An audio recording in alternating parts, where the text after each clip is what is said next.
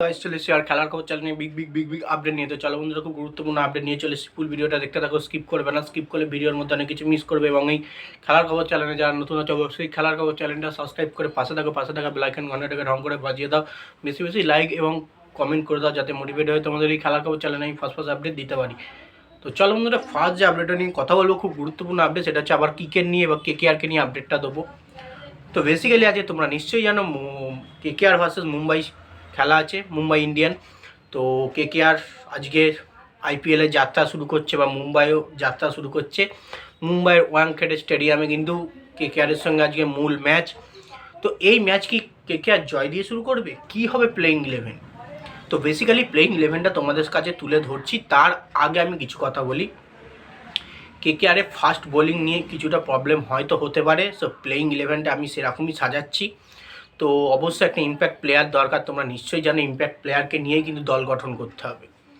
তো বেসিক্যালি কেকেআরকে যদি আজকের ম্যাচ জিততে হয়, সেরকমই শক্তিশালী দল মুম্বাই সিটি এফসি, কেকেআরকে অবশ্যই জেতার জন্যে প্রচুর পরিমাণে বেগ দিতে হবে।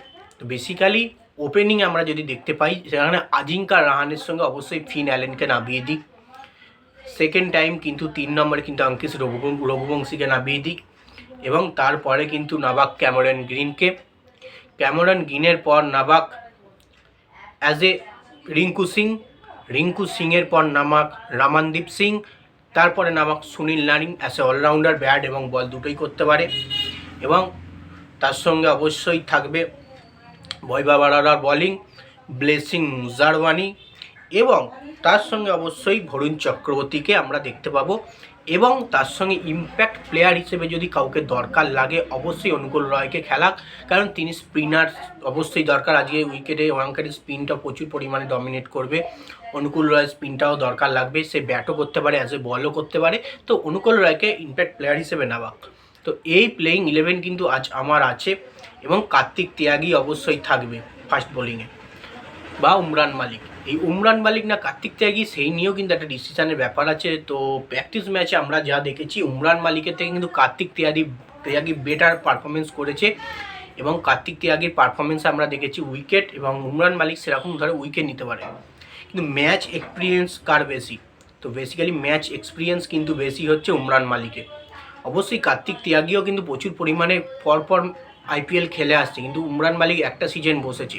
এবং ম্যানেজমেন্টের বুদ্ধি যদি থাকে, ম্যানেজমেন্ট কিন্তু অবশ্যই কার্তিক ত্যাগীকেই খেলাবে।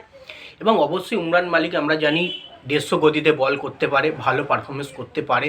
হয়তো ম্যাচে ফিরতে পারে, সে মূল ম্যাচে এসে ভালো পারফরমেন্স করতে পারে, তো সেটাও করতে পারে। এবং যেটা এবার ম্যানেজমেন্ট বুঝবে, এবং বোলিং কোচ টিম সাউদি কেকেআরের, সে যদি চায় যে অবশ্যই উমরান মালিককে খেলাবো, তাহলে উমরান মালিককে খেলাতে পারে, নাহলে কিন্তু কার্তিক ত্যাগী কিন্তু বেস্ট চয়েস বলে মনে করি আমি। এবং অবশ্যই ফিন অ্যালেন এবং ক্যামেরন গ্রিনের আজকে পারফরমেন্স অবশ্যই দেখবো আমরা। এবং সবথেকে বড় ব্যাপার, কেকেআরের স্টার বয় অঙ্কিশ রঘুবংশীর পারফরমেন্সও আজকে আমরা দেখবো। কারণ অপোনেন্টের দিকে আমরা কিন্তু দেখতে পাচ্ছি রোহিত শর্মার মতো প্লেয়ার আছে, হার্দিক পান্ডিয়ার মতো প্লেয়ার আছে, সূর্যা কুমার যাদবের মতো প্লেয়ার আছে, তিলক বর্মার মতো প্লেয়ার আছে। এবং হয়তো বোলিংয়ে আজকে বুমরাকে কিন্তু মিস করতে পারে মুম্বাই সিটি এফসি, যত সম্ভব মনে হচ্ছে। তাও তাদের 10 বোল্ড আছে, অসাধারণ batting line up, bowling line up কিন্তু মুম্বাই সিটি এফসির আছে। তো দেখা যাক কী পারফরমেন্স হয় আজকে। তো ভিডিওটা যেইটুকুই, ভালো লাগলে লাইক কমেন্ট শেয়ার সাবস্ক্রাইব করে পাশে থাকা। চলো বন্ধুরা, বাই, আবার নেক্সট ভিডিও দেখা হচ্ছে, টাটা।